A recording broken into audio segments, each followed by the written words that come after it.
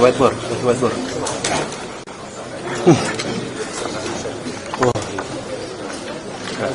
Kasih whiteboard.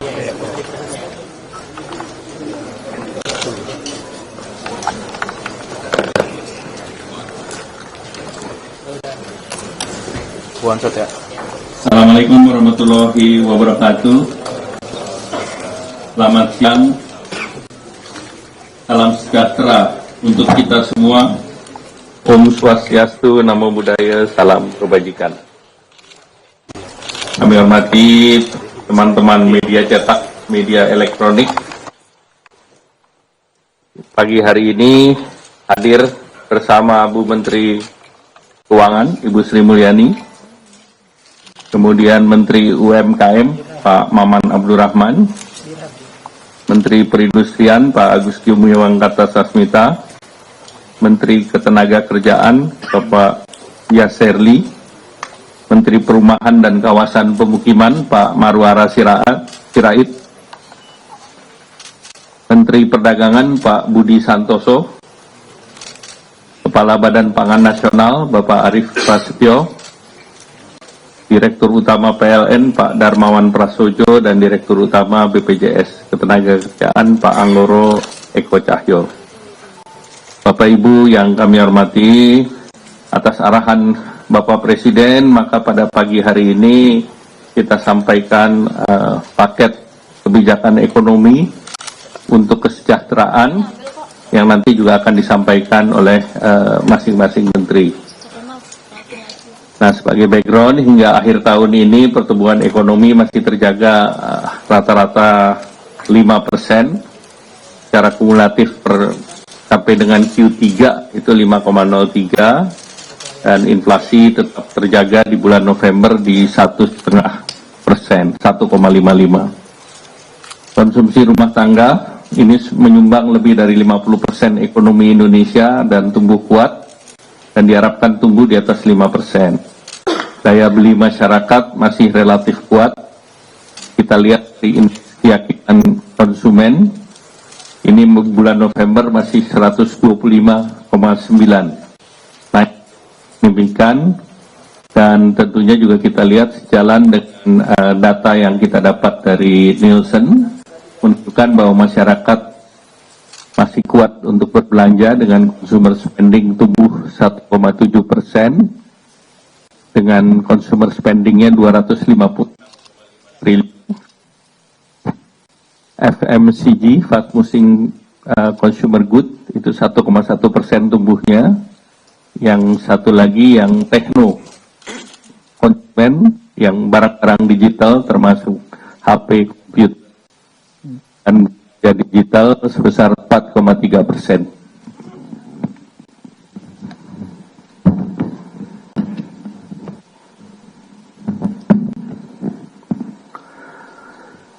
Sesuai dengan amarah Undang-Undang tentang Harmoni Peraturan Perpajakan, ini sesuai dengan jadwal yang telah ditentukan, tarif PPN tahun depan akan naik sebesar 12% per 1 Januari. Namun, barang-barang yang dibutuhkan oleh masyarakat, ini PPN-nya diberikan fasilitas atau 0%. Jadi barang yang seperti kebutuhan pokok, beras, daging, ikan, telur, sayur, susu, gula konsumsi, jasa pendidikan, kesehatan, angkutan umum, tenaga kerja, jasa keuangan, jasa asuransi, vaksin polio, rumah sangat, dan pemakaian air, seluruhnya bebas PPN.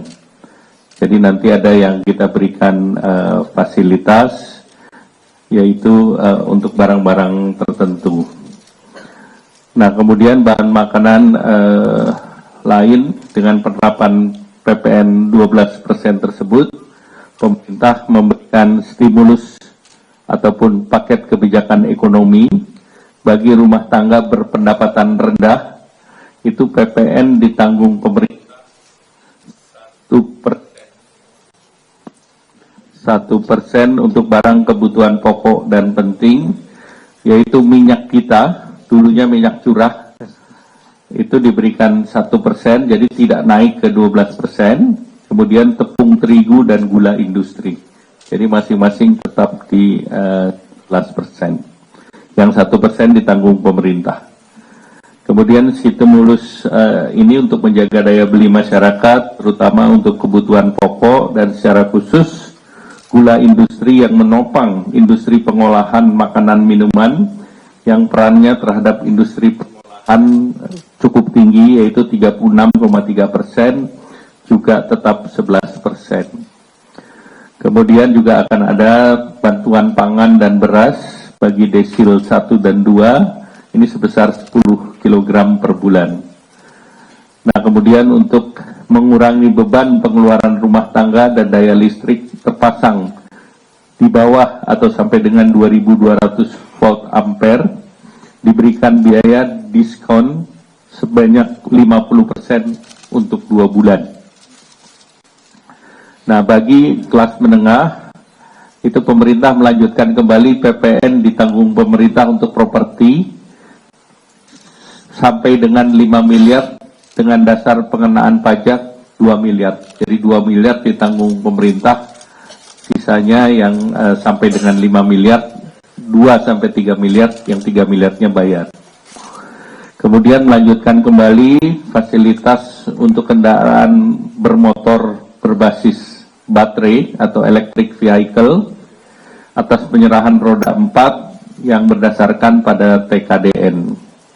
Dan masih dilanjutkan PPN BM ditanggung pemerintah untuk kendaraan baterai atau EV atas import EV roda tertentu secara utuh atau CBU, dan roda 4 tertentu yang CKD atau completely knockdown. Nah, sesuai dengan program yang sudah berjalan, ini juga ada pembebasan bea masuk EV CBU masih diberikan. Kemudian terkait dengan yang terbaru adalah PPN BM DTP untuk kendaraan bermotor hybrid. Nah, ini PPN diskon ataupun memberikan ditanggung pemerintah sebesar 3%. Nah, memperhatikan juga masyarakat kelas menengah di sektor padat karya, pemerintah memberikan insentif PPh pasal 21 ditanggung oleh pemerintah, yaitu yang gajinya sampai 10 juta. Jadi dari 4,8 sampai 10 juta itu PPh-nya ditanggung pemerintah khusus untuk industri padat karya. Nah, ditambah lagi jaminan kehilangan pekerjaan dari BPJS Naker dioptimalisasi. Artinya dari fasilitas yang ada, BPJS ini akan membuat mekanisme yang lebih mudah, sehingga nanti perubahannya adalah masa klaimnya bisa diperpanjang sampai 6 bulan, dan manfaatnya 60% untuk 6 bulan. Kemudian juga untuk jaminan kecelakaan kerja bagi industri padat karya tertentu, ini diberikan diskon sebesar 50% untuk 6 bulan. Nah, bagi dunia usaha khususnya UMKM, ini PPh final 0,5% diperpanjang sampai dengan 2025. Kalau berdasarkan regulasi yang ada, tahun 2024 sudah selesai, tetapi ini tetap kita perpanjang sampai dengan 2025. Kemudian untuk pembiayaan industri padat karya, ini fasilitas baru, itu pemerintah memberi subsidi untuk kredit investasi. Jadi untuk kredit investasi guna revitalisasi permesinan di sektor padat karya, itu bisa tekstil, bisa furniture, bisa alas kaki, itu apapun banknya pemerintah subsidi 5%. Dan ini 5% tentu menjadi bagian daripada plafon subsidi yang ada dalam program kredit usaha rakyat. Nah, selanjutnya kami minta Bu Menteri Keuangan untuk kan secara rinci. Kami persilakan. Terima kasih Pak Menko. Bismillahirrahmanirrahim. Assalamualaikum warahmatullahi wabarakatuh. Selamat pagi dan salam sejahtera untuk kita semua.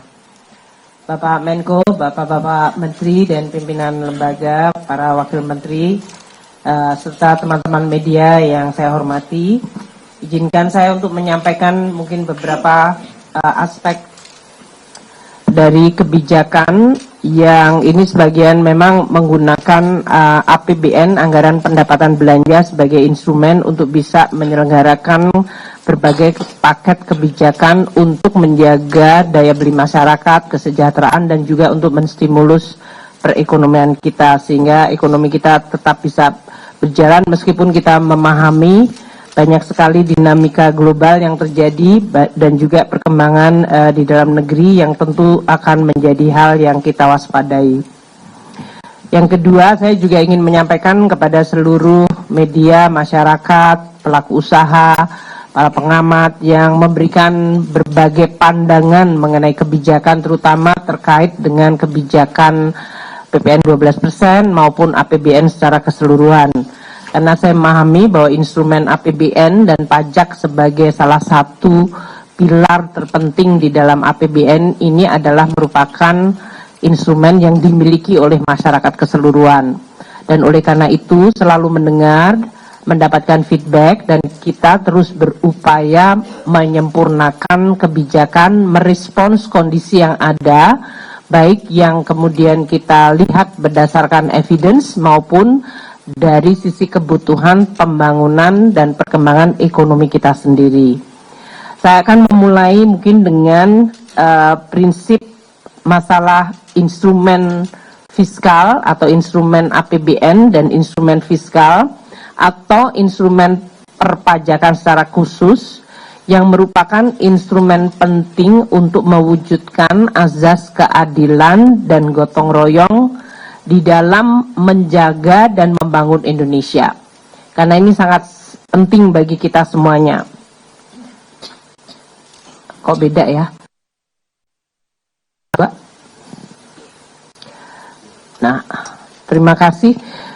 Jadi kalau kita bicara tentang menjaga perekonomian, kita terus menggunakan instrumen, dan salah satu instrumen yang paling sering dan memang selalu menyentuh hajat hidup orang banyak, dapat ini memiliki tujuan untuk mewujudkan asas keadilan dan gotong royong di dalam membangun Indonesia, di mana kelompok yang mampu tentu membayar kewajiban berdasarkan undang-undang. Jadi ini bukan merupakan kebijakan perseorangan, tapi ini selalu melalui proses undang-undang sesuai dengan undang-undang dasar kita. Setiap tindakan untuk memungut harus dilakukan berdasarkan undang-undang. Dan bagi kelompok masyarakat yang tidak mampu akan dilindungi atau bahkan diberikan bantuan. Disinilah prinsip negara hadir. Ini asas keadilan akan kita coba terus, tidak mungkin sempurna, tapi kita coba mendekati untuk terus menyempurnakan dan memperbaiki. Oleh karena itu, meskipun tadi disampaikan oleh Pak Menko, undang-undang mengenai HPP, mengenai PPN 12% itu diberlakukan, selama ini pemerintah dan DPR di dalam mendesain undang-undang juga memperhatikan perbihakan. Makanya waktu undang itu ditetapkan, barang dan jasa yang dibutuhkan oleh masyarakat banyak bahkan tidak dipungut PPN-nya atau PPN-nya dibebaskan. Jadi waktu 10% menjadi 11 dan 11 menjadi 12, barang-barang ini bahkan tidak membayar pajak atau PPN-nya dibebaskan. Ini adalah barang-barang yang menyangkut kebutuhan masyarakat banyak. Tadi telah disampaikan oleh Pak Menko, beras, daging, ikan, telur, sayur, susu segar, bahkan jasa pendidikan, jasa kesehatan, jasa transportasi, dan berbagai macam barang dan jasa seperti rumah sederhana, air minum.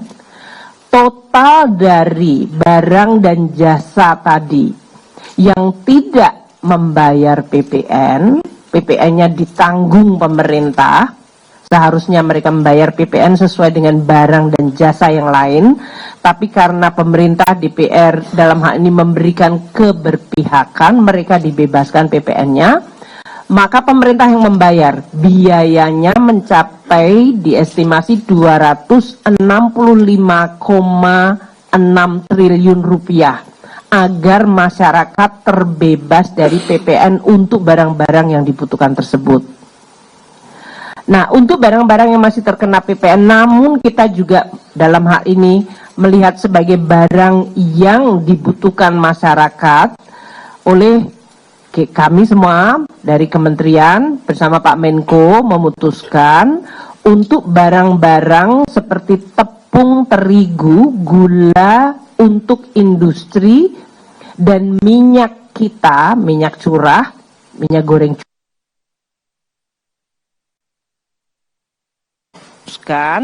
untuk barang-barang seperti tepung terigu, gula untuk industri, dan minyak kita, minyak curah, minyak goreng curah, itu PPN-nya tetap di 11%.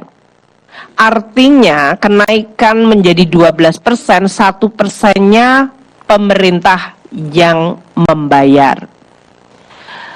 Dan tentu sesuai dengan masukan dari berbagai pihak termasuk DPR agar azas gotong royong di mana PPN 12 dikenakan bagi barang yang dikategorikan mewah, maka kita juga akan menyisir untuk kelompok. Desain paket kebijakan ekonomi ini adalah mencoba untuk selengkap mungkin, baik dari sisi demand side, karena banyak yang menyampaikan permintaan menurun, meskipun tadi Pak Menko menyampaikan indikator dari konsumsi masih cukup bertahan baik. Namun juga ada beberapa data yang menggambarkan mungkin tekanan ekonomi dirasakan, dan oleh karena itu pemerintah merespons. Kami dalam hal ini untuk mendesain paket stimulus ini mempertimbangkan secara seimbang sisi permintaan, terutama kelompok menengah ke bawah yang tetap dimaksimalkan untuk dilindungi, perlindungannya dan bahkan bantuannya.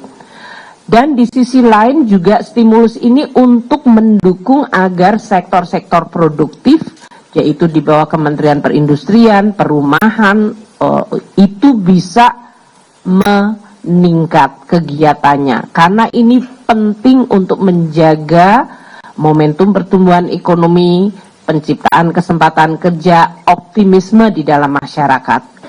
Maka paket stimulus ini dibuat komplit mungkin.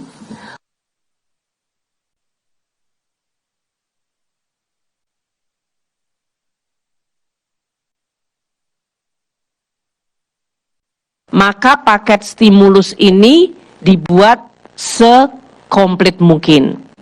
Untuk rumah tangga ada bantuan pangan bagi kelompok yang paling membutuhkan.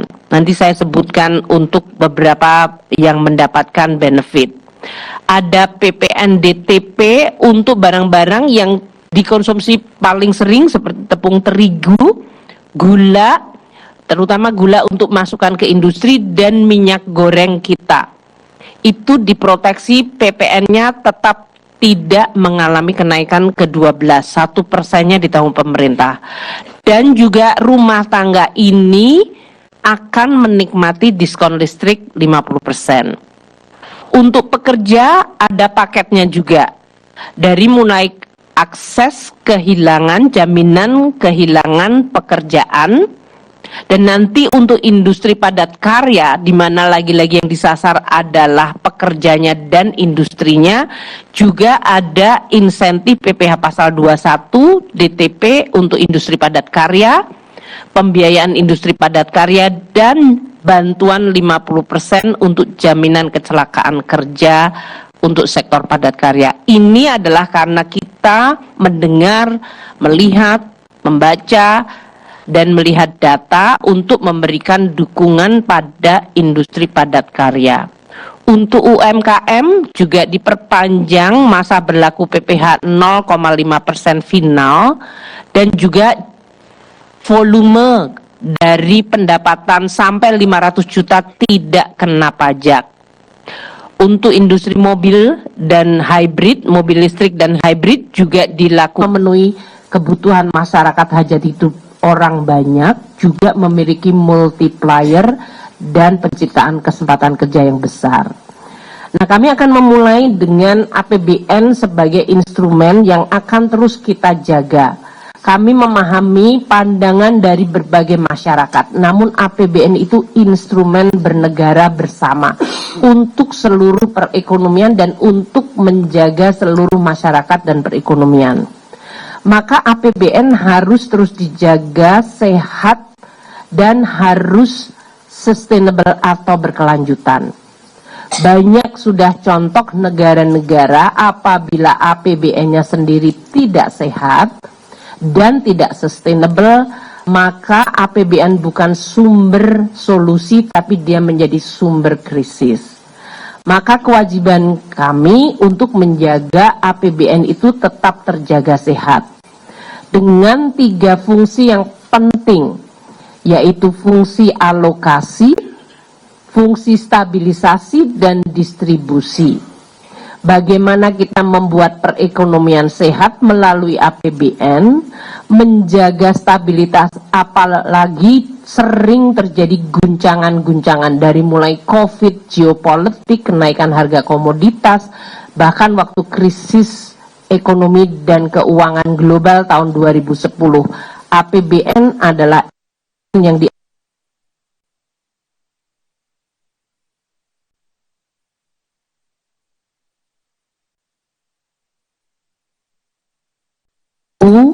membantu dan membayar yang tidak mampu, dia dibantu dan dilindungi.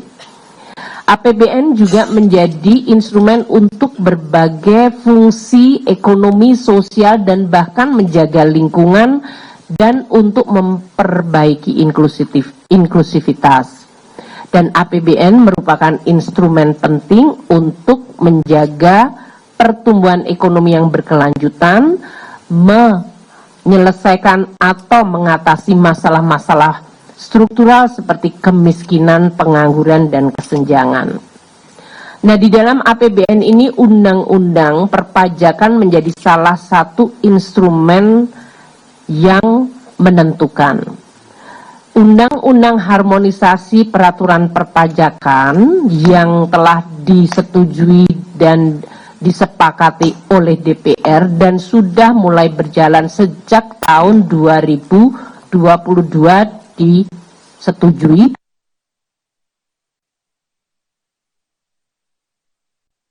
Azas keadilan, kesederhanaan, efisiensi, dan menjaga kepentingan nasional. Undang-undang HPP didesain karena kita tahu internasional juga bergerak dari sisi global taxation regime. Maka kita harus bisa melindungi dan menjaga basis perpajakan kita. Sementara kondisi ekonomi Indonesia tentu tidak sama dengan negara-negara lain dan siklus global. Maka selalu dicari titik keseimbangan menjaga perekonomian dalam negeri, namun pada saat yang sama antisipatif terhadap perubahan dan pergerakan yang terjadi baik di regional maupun global. Undang-undang HPP ini bertujuan untuk terus menjaga percepatan pemulihan ekonomi nasional, terutama semenjak terkena shock yang luar biasa dari COVID atau pandemi COVID-19. Kita juga dengan Undang-Undang HPP ingin mewujudkan sistem perpajakan yang berkeadilan dan memberikan kepastian hukum. Dengan Undang-Undang HPP menjadi landasan kami untuk terus melakukan reformasi di bidang administrasi dan kebijakan perpajakan. Dengan Undang-Undang HPP kita terus meningkatkan kepatuhan secara sukarela dari wajib pajak kita. Maka fungsi edukasi, informasi akan terus kita lakukan. Dan Undang-Undang HPP adalah undang-undang untuk mencapai penerimaan negara yang dibutuhkan untuk pembangunan negara kita. Jadi mengumpulkan penerimaan negara itu adalah untuk tujuan bersama, untuk tujuan membangun, karena banyak sekali aspek pembangunan yang masih membutuhkan dukungan APBN. Nah, saya akan men-skip ya, APBN dan Undang-Undang HPP itu merupakan perwujudan dari 3 fungsi tadi: alokasi, stabilisasi, dan distribusi. Ini adalah fungsi yang akan terus kita jaga agar perekonomian kita bisa berjalan seimbang.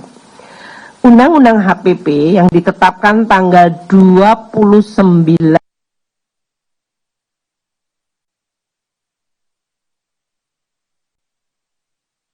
oleh seluruh fraksi, termasuk dalam hal ini keputusan untuk menaikkan tarif PPN secara bertahap, yaitu dari 10 menjadi 11. Waktu itu bahkan habis mengalami pandemi, kita menaikkan 10 ke 11 pada 1 April 2022, dan DPR memutuskan untuk kenaikan selanjutnya diberikan penundaan hingga 1 Januari 2025.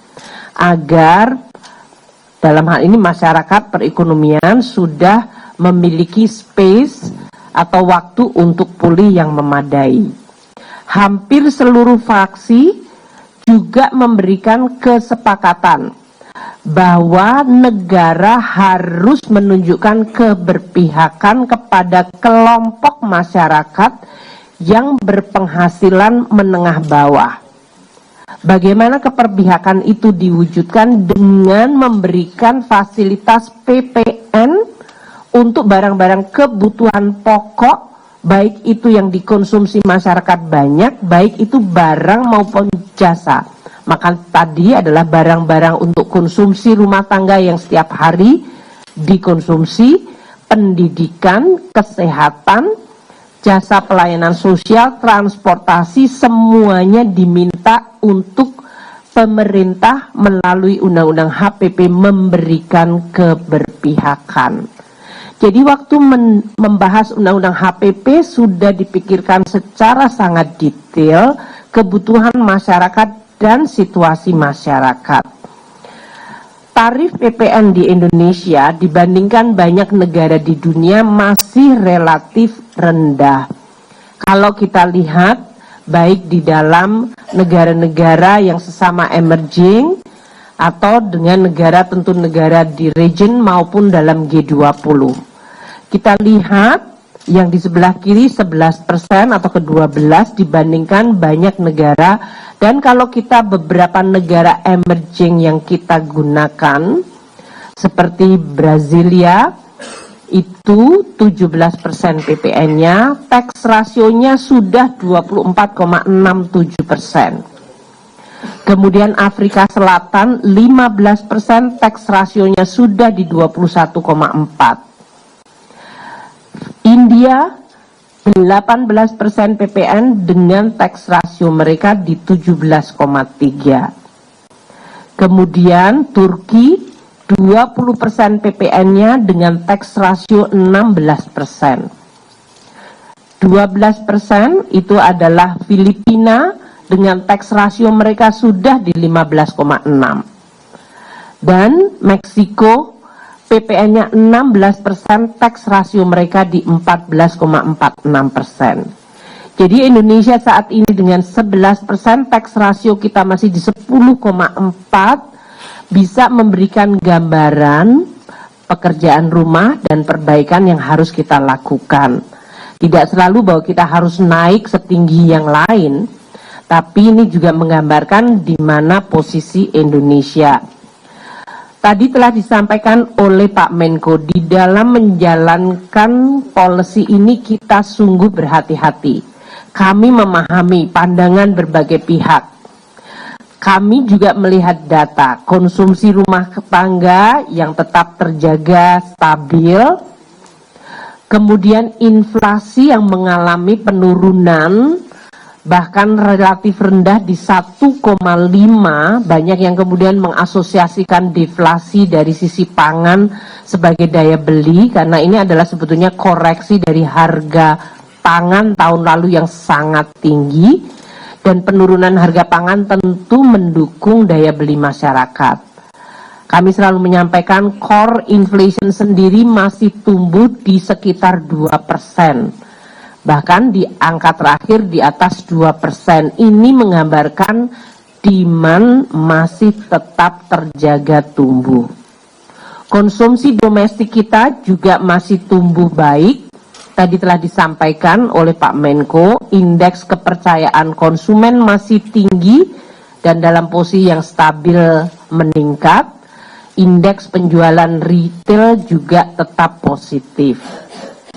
Kami sangat hati-hati melihat bagaimana pengalaman kenaikan PPN 11% pada saat post-COVID. 2021 ke 2022, waktu itu Undang-Undang HPP diberlakukan tanggal 1 April 2022. PPN naik dari 10 ke 11.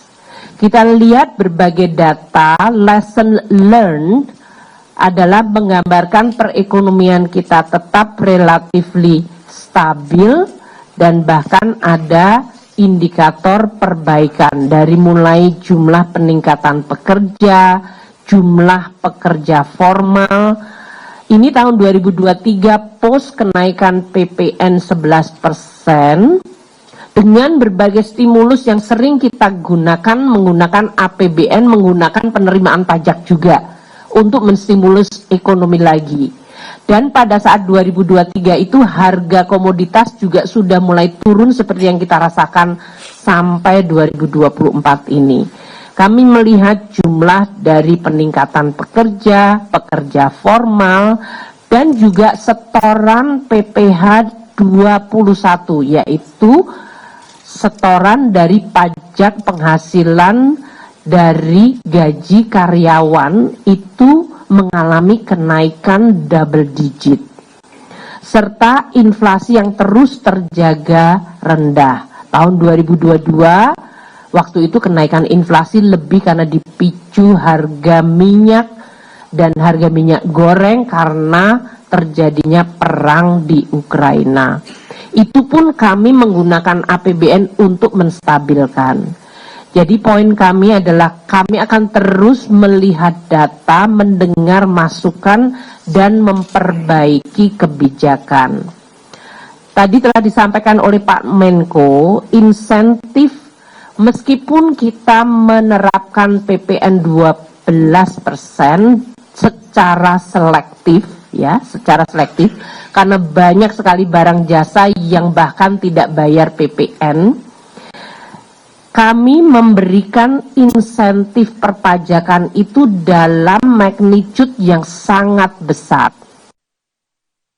Insentif kita berikan setiap tahun sejak tahun 2020 yaitu mencapai 246, untuk tahun 2025 ini insentif perpajakannya akan melonjak hampir 2 kali lipat dibandingkan tahun 2020, mencapai 445,5 triliun rupiah. Dan kalau dihitung berdasarkan rasio PDB itu sudah mencapai 1,83%. Yang lebih tinggi pada saat COVID 2020 ke 2021, waktu itu kita memberikan insentif perpajakan yang luar biasa besar hingga mencapai 1,85% dari GDP. Tahun depan hanya lebih sedikit saja turunnya dibandingkan pada situasi COVID, yaitu mencapai 1,83% dari PDB.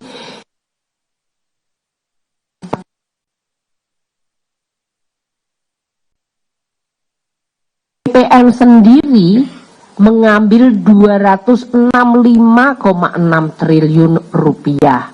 Jadi kalau kita lihat insentif perpajakan 2025 mayoritas adalah dinikmati oleh rumah tangga, 47% atau 209,5 triliun masyarakat rumah tangga terbebas dari PPN atau dikurangi beban PPN-nya.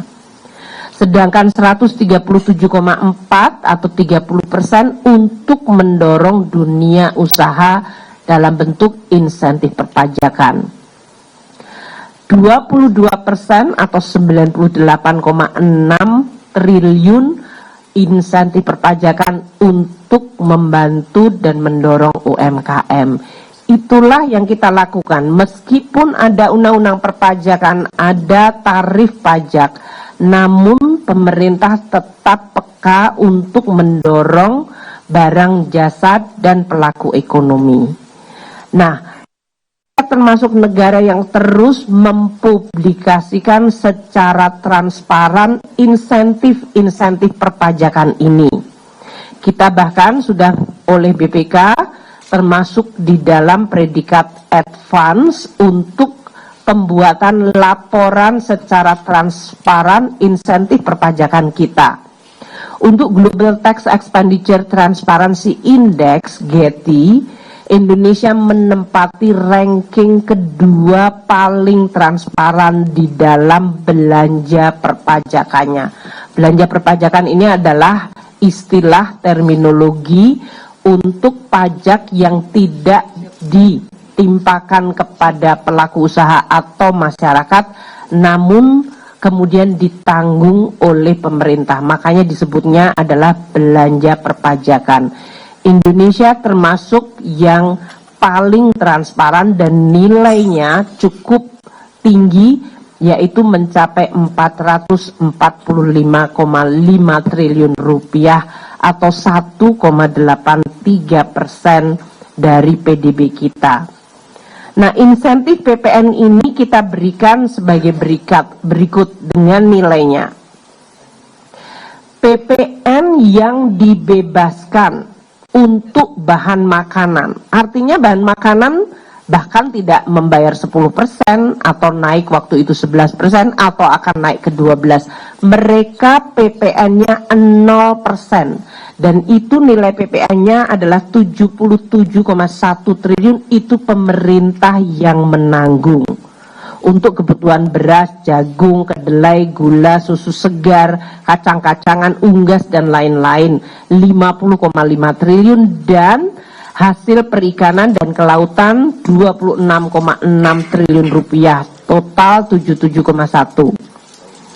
Untuk UMKM, PPN dengan omset usahanya 4,8 miliar per tahun, dia hanya dikenakan 0,5% final. Dan untuk UMKM ini, teman-teman media, saya ulang ya, kalau omsetnya belum mencapai 500 juta tidak membayar PPh. Jadi dia tidak bayar PPh, dia tidak bayar PPN. Jadi hampir semua warung-warung atau usaha-usaha kecil yang mungkin sering kita konsumsi, mereka itu kalau omsetnya tidak mencapai 500 juta per tahun, mereka tidak bayar PPh, dan mayoritas barang-barang yang diperdagangkan di situ seperti barang makanan itu tidak terkena PPN. Untuk sektor-sektor yang mempengaruhi masyarakat seperti transportasi, untuk UMKM ini berarti nilai insentifnya 61,2 triliun. Untuk PPN sektor transportasi 34,4 triliun, untuk jasa angkutan umum tidak ada PPN-nya 23,4 triliun dibayar pemerintah. Untuk jasa freight forward dengan tarif khusus 7,4 triliun, dan tarif khusus untuk pengiriman paket 2,6 triliun. Jasa pendidikan dan jasa kesehatan selama ini tidak membayar PPN. 26 triliun pendidikan dan kesehatan 4,3 triliun. Mau yang biaya sekolahnya 0 rupiah sampai yang biaya sekolahnya ratusan juta, ini selama ini tidak terkena PPN. Ini yang menimbulkan banyak suara mengenai azas keadilan. PPN juga kita bebaskan untuk jasa keuangan dan asuransi 27,9 triliun, dan untuk otomotif ini selain membantu dari sisi permintaan masyarakat maupun industrinya, kita memberikan insentif di sektor otomotif ini nilainya 11,4 triliun, dan PPN DTP di sektor properti mencapai 2,1 triliun. Untuk barang yang sangat strategis seperti listrik dan air, PPN-nya dibebaskan rumah yang dayanya di atas, sedangkan air bersih juga tidak membayar PPN 2 triliun rupiah. Untuk listrik tadi yang di bawah 6.600 PPN yang dibebaskan nilainya mencapai 12,1 triliun. Kami juga memberikan insentif perpajakan dalam bentuk pembebasan PPN untuk kawasan-kawasan industri di dalam mendorong agar penciptaan kesempatan kerja dan industri manufaktur di Indonesia terus bisa berkembang. Kawasan bebas dalam hal ini mendapatkan insentif pembebasan PPN dan juga insentif jasa keagamaan pelayanan sosial.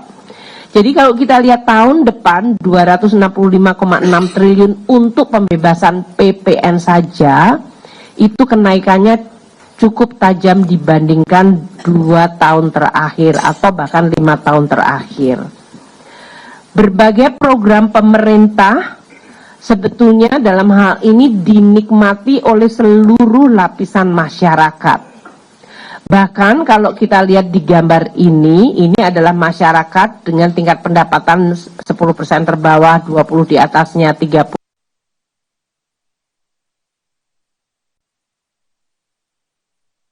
Untuk yang biru tua, itu adalah fasilitas pembebasan PPN.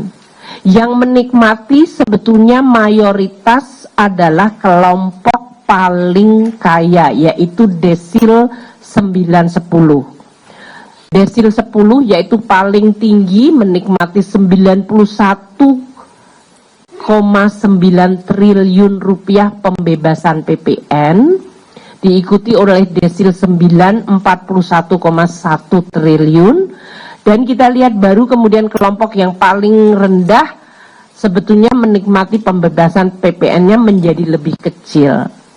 Ini artinya pembebasan PPN kita kemudian lebih berpihak kepada kelompok yang lebih mampu. Oleh karena itu, kita juga perlu untuk sedikit memperbaiki agar dalam hal ini azas gotong royong dan keadilan tetap terjaga, yaitu kelompok yang masuk dalam golongan yang dikonsumsi oleh desil 10, yaitu desil paling kaya, desil 910, kita akan berlakukan pengenaan PPN-nya. Upamanya seperti daging sapi.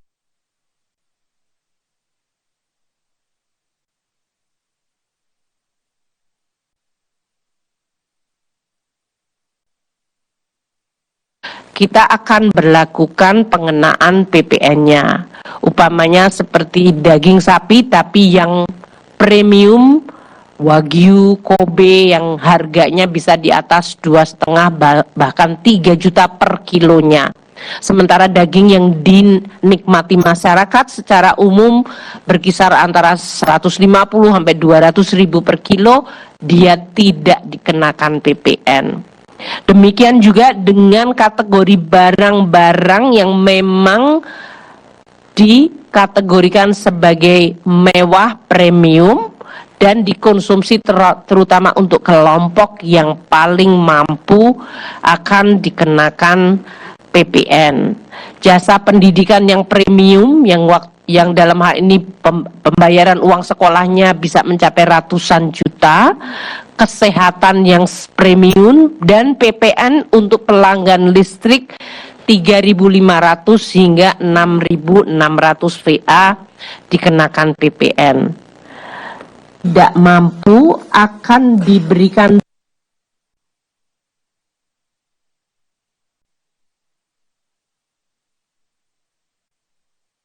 16, misalnya mereka di dalam desil 1 hingga desil 3 atau 4. Itu yang tadi yang paling kiri. Mereka akan mendapatkan bantuan beras 10 kilo per bulan untuk 2 bulan.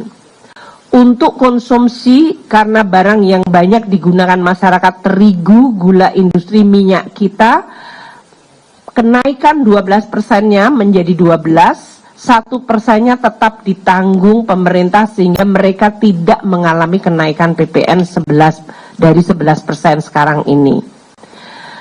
Dan kita juga memberikan untuk rumah tangga diskon listrik 50% selama 2 bulan Januari Februari untuk yang berlangganan daya 2002 watt ke bawah. Ini mencakup 81,4 juta rumah.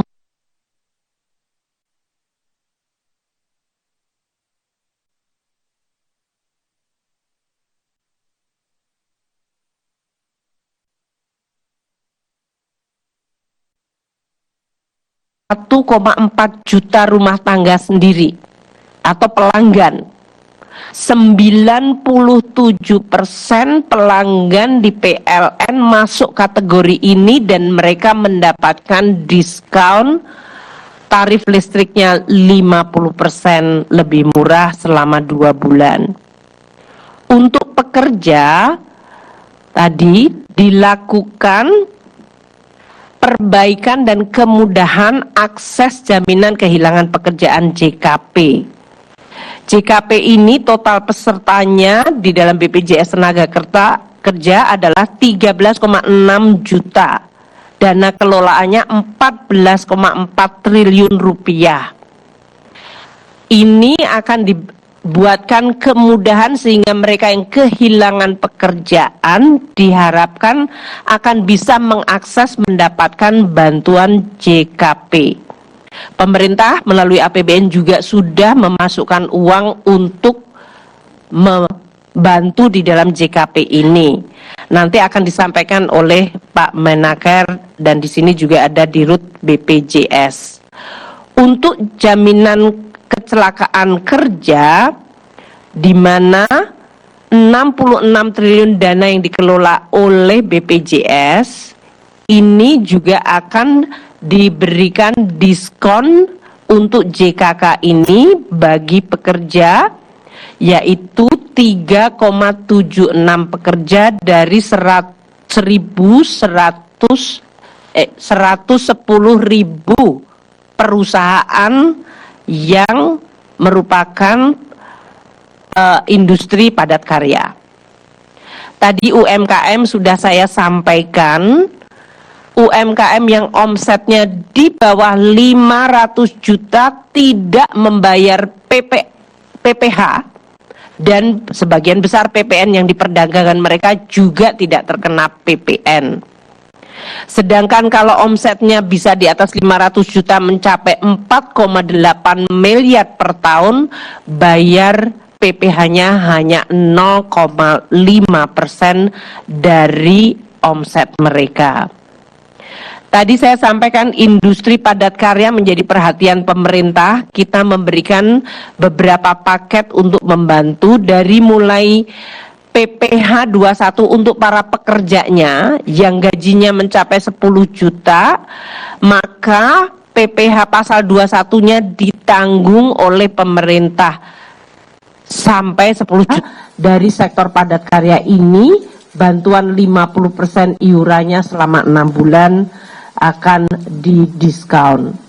Untuk mobil listrik nanti Pak Menteri Perindustrian akan menyampaikan, kita meneruskan yang selama ini sudah dilakukan ditambah dengan untuk kendaraan hybrid yaitu PPNDTP-nya 3%.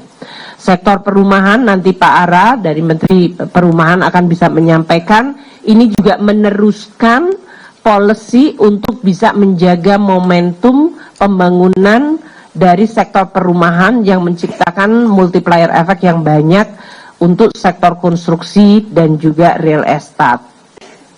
Demikian Pak Menko yang kami bisa sampaikan, semoga masyarakat memahami bahwa ini adalah sebuah paket lengkap, komprehensif dengan terus melihat data, mendengar semua masukan dan mencoba memberikan keseimbangan dan menjalankan tugas kita untuk menggunakan APBN dan perpajakan sebagai instrumen menjaga ekonomi, mewujudkan keadilan dan gotong royong. Terima kasih Pak Menko, saya kembalikan. Terima kasih Bu Menteri Keuangan. Saya rasa sangat jelas. Selanjutnya Pak Menteri Perdagangan, kalau ada yang ingin ditambahkan, silakan. Terima kasih Pak Menko. Sedikit saja menyampaikan, tadi sudah dijelaskan Pak Menko dan Ibu Menkyu bahwa untuk menjaga daya beli masyarakat yang berpendapatan rendah, terutama atas konsumsi barang kebutuhan pokok atau BAPOK, pemerintah memberikan insentif PPN ditanggung pemerintah sebesar PPN. Penjelasan bahwa minyak kita merupakan minyak goreng hasil DMO yang diperuntukkan bagi masyarakat berpendapatan rendah sehingga tidak ada perubahan harga di masyarakat atau minyak kita, dengan penjelasan bahwa minyak kita merupakan minyak goreng hasil DMO yang diperuntukkan bagi masyarakat berpendapatan rendah sehingga tidak ada perubahan harga di masyarakat meskipun ada pemberlakuan PPN 12%. Dengan adanya insentif ini diharapkan tidak terjadi penurunan realisasi penyaluran DMO. Kemudian yang kedua, PPN DTP tepung terigu dengan penjelasan bahwa tepung terigu merupakan bahan pokok yang diperlukan masyarakat umum, khususnya masyarakat berpendapatan rendah, sehingga diperlukan insentif agar tidak ada perubahan harga di masyarakat. Dan yang ketiga, PPN DTP gula industri dengan penjelasan bahwa gula industri merupakan input penting bagi industri makanan minuman sehingga diperlukan insentif agar terus menggerakkan aktivitas industri. Demikian Pak Menko, terima kasih. Terima kasih Pak Menteri Perdagangan. Selanjutnya kami persilakan Pak Menteri Perindustrian, Pak Agus Gumiwang. Atau memberikan penekanan ya, terhadap apa yang tadi disampaikan oleh Pak Menko dan Ibu Menteri Keuangan berkaitan dengan paket kebijakan ekonomi dan khususnya hal-hal yang berkaitan dengan manufaktur atau industri. Di sini kita bisa lihat bahwa pemerintah memberikan perhatian yang besar ya, terhadap sektor manufaktur dengan memberikan yang pertama insentif atau stimulus untuk sektor otomotif yang kita ketahui bersama sektor otomotif sekarang memang sedang mengalami tekanan ya, dengan sales yang cukup tertekan, dan oleh sebab itu ada beberapa pandangan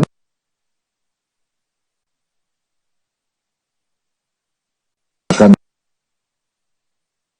dari turunnya daya beli masyarakat, khususnya masyarakat menengah. Dan ini merupakan jawaban dari pemerintah di mana PPN BMDTP untuk KBLBB dan PPN DTP untuk KBLBB ini diberikan, dan ini seperti yang tadi disampaikan oleh Menteri Keuangan, ini mengcover insentif atau stimulus untuk demand side ya, dan juga untuk supply side untuk produsen atau untuk pabrik-pabrik. Sedangkan untuk hybrid ini saya minta ya agar segera para produsen mobil-mobil hybrid yang ada di Indonesia untuk segera mendaftarkan ya, merek-mereknya kepada kami ya, agar tahun depan mulai 1 Januari sudah bisa menikmati insentif stimulus yang sudah disiapkan oleh pemerintah, yang pada dasarnya sebetulnya program LCEV ini sudah diatur dalam Permen 36 ya, tahun 2021, termasuk untuk hybrid, termasuk di dalamnya ada pengaturan mengenai nilai TKDN yang harus menjadi kriteria dari peserta program ini.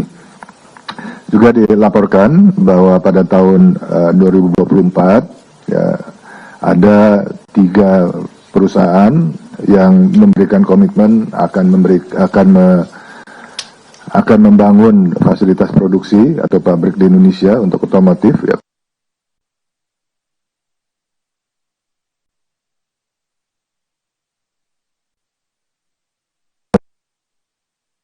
Ketiga perusahaan tersebut, ketiga merek tersebut ini akan menikmati insentif stimulus yang tadi disampaikan oleh Pak Menko dan Ibu Menteri Keuangan, biaya masuk 0% dan PPN BMDTP 15%. Dan kalau kita melihat ini upaya pemerintah juga memberikan signal ya kepada investor bahwa sebetulnya regulasi yang ada di Indonesia itu cukup kompetitif, termasuk hal-hal yang berkaitan dengan insentif dan stimulus, sehingga ini juga inline dengan upaya pemerintah untuk menjadikan Indonesia sebagai hub dari produksi KBLBB di ASEAN. Selanjutnya yang menjadi catatan juga untuk sektor manufaktur, ya, yaitu sektor padat karya, di mana pemerintah menyiapkan insentif stimulus untuk menjaga kinerja industri padat karya dengan skema pembiayaan industri padat karya, di mana tujuannya tentu untuk mendukung kebutuhan pembiayaan dalam upaya merevitalisasi mesin, dan ini sangat penting karena mesin itu kunci agar proses produksi kita lebih efisien dan juga meningkatkan produktivitas. Dan juga kredit investasi, ya ini yang disiapkan oleh pemerintah untuk mengakomodir kebutuhan kredit modal kerja dengan subsidi 5%. Itu aja yang dapat kami highlight, Pak Menko. Terima kasih. Terima kasih Pak Menteri Perindustrian. Selanjutnya kami persilakan Pak Menteri Ketenagakerjaan. Baik, terima kasih Pak Menko. Saya hormati Bapak Ibu Menteri dan Wakil Menteri dan teman-teman media. Saya ingin menekankan kembali dan sedikit menambah terkait dengan paket kebijakan ekonomi terkait dengan ketenagakerjaan. Jadi ada 3. Yang pertama, tadi seperti disampaikan oleh Ibu Menkeu, PPH pekerja sektor padat karya, itu adalah pekerja mendapatkan insentif dengan gaji sampai Rp 10 juta per bulan khusus untuk pekerja sektor padat karya. Yang kedua, dukungan bagi pekerja yang mengalami PHK. Kami pekerja yang mengalami PHK, kita akan memberikan stimulus baik materi ataupun non-materi. Pertama adalah dukungan jaminan kehilangan pekerjaan atau JKP berupa manfaat tunai 60% flat dari upah selama 6 bulan, manfaat pelatihan sebesar 2,4 juta rupiah, dan kemudahan akses informasi pekerjaan. Selain itu juga kemudahan akses program prakerja. Dengan ini kita mengharapkan para pekerja bisa meningkatkan peluangnya untuk bekerja kembali dengan memanfaatkan klaim manfaat JKP. Selain itu juga untuk mempertahankan daya beli pekerja saat ter-PHK. Dan yang ketiga adalah relaksasi atau diskon sebesar 50% iuran JKK bagi sektor padat karya dengan total jumlah pekerja itu sekitar 3,76 juta pekerja. Dan kami ingin pastikan bahwa pemberian relaksasi atau diskon ini tidak akan mempengaruhi pemberian manfaat oleh BPJS Ketenagakerjaan kepada pekerja. Itu tambahan dan sedikit penekanan terkait dengan aspek ketenagakerjaan. Terima kasih Pak Menko. Terima kasih Pak Menteri Tenaga Kerja. Selanjutnya kami persilakan Menteri UMKM Pak Maman Abdurrahman. Ya. Terima kasih Pak Menko. Saya ingin menambahkan dan menyempurnakan saja apa yang sudah disampaikan oleh Pak Menko dan Ibu Menteri Keuangan terkait mengenai insentif terhadap penggiat-penggiat UMKM. Yang pertama, alhamdulillah untuk para penggiat UMKM diberikan insentif perpanjangan waktu PPh 0,5% dari gross dengan pertambahan waktu 1 tahun. Yang ingin kami sampaikan bahwa perpanjangan waktu 1 tahun ini bagi para penggiat UMKM yang sudah menjalani insentif PPh ini selama kurang lebih 7 tahun berdasarkan PP nomor 55 tahun 2022. Apabila ada penggiat UMKM yang baru menjalankan insentif ini kurang lebih 2 tahun, masih memiliki rentang waktu kurang lebih 5 tahun ke depan. Artinya insentif PPh 0,5% ini berlaku selama 7 tahun. Nah, pertanyaannya, insentif yang sekarang diberikan perpanjangan 1 tahun ke depan adalah bagi penggiat UMKM yang memang sudah mendapatkan insentif ini selama 7 tahun. Jadi masih diberikan perpanjangan 1 tahun lagi. Jadi kurang lebih jadi 8 tahun. Para penggiat yang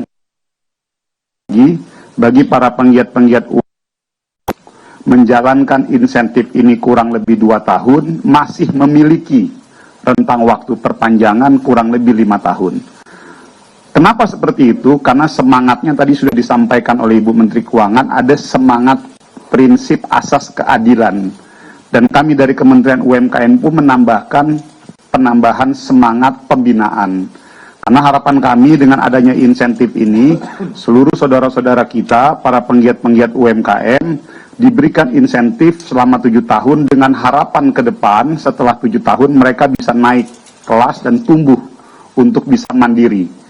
Itu yang pertama. Lalu yang kedua yaitu bagi para penggiat UMKM yang omset pendapatannya di bawah 500 juta, totally tidak mendapatkan PPh 0,5% alias dibebaskan.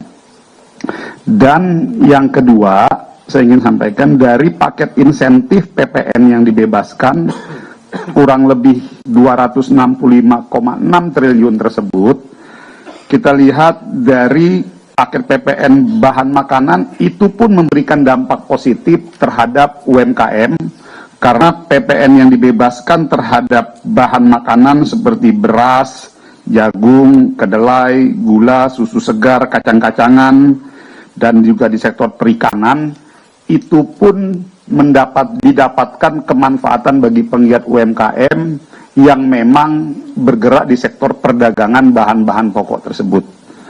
Lalu terkait PPN yang dibebaskan di sektor transportasi pun, itu pun mendapatkan kemanfaatan juga dari penggiat-penggiat UMKM. Serta yang bergerak di jasa pendidikan kesehatan dan sektor jasa keuangan. Artinya, hampir kurang lebih paket insentif 265 triliun yang disampaikan oleh Ibu Menteri Keuangan tadi, kurang lebih hampir 95% insentif itu dinikmati oleh para penggiat-penggiat UMKM yang tersebar di seluruh Indonesia. Oleh karena itu, berdasarkan kebijakan ini, kami meyakini insya Allah terhadap kebijakan PPN penambahan 1% ini cukup bisa mengamankan sektor ekonomi menengah dan ke bawah.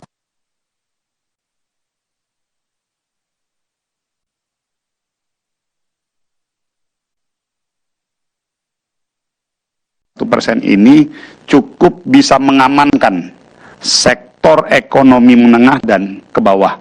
Saya pikir itu tambahan dari kami Kementerian UMKM. Terima kasih banyak Ibu Menkyu dan Pak Menko atas kebijakan konsolidasi koordinasi paket kebijakan ekonomi ini dalam rangka untuk mendorong peningkatan kesejahteraan dan penguatan ekonomi negara. Terima kasih. Terima kasih Pak Menteri UMKM. Selanjutnya Pak Menteri Perumahan. Terima kasih Bapak Menko, Ibu Menkyu, rekan-rekan menteri dan para pejabat lainnya. Nomor satu, saya mengucapkan terima kasih karena di sektor kami ini pemerintah sudah konsisten ya mendukung program perumahan dari tahun 2010. Ya, terima kasih Ibu Menkyu. Dan untuk MBR, masyarakat berpenghasilan rendah, melalui fasilitas likuiditas pembiayaan perumahan ya dari 2010 sampai sekarang. Dan subsidi bantuan uang muka juga dari tahun 2015 dan konsisten diberikan sampai sekarang. Itu sangat bermanfaat bagi masyarakat berpenghasilan rendah. Dan 5 tahun ini itu target yang sudah dilakukan adalah sebanyak 942.630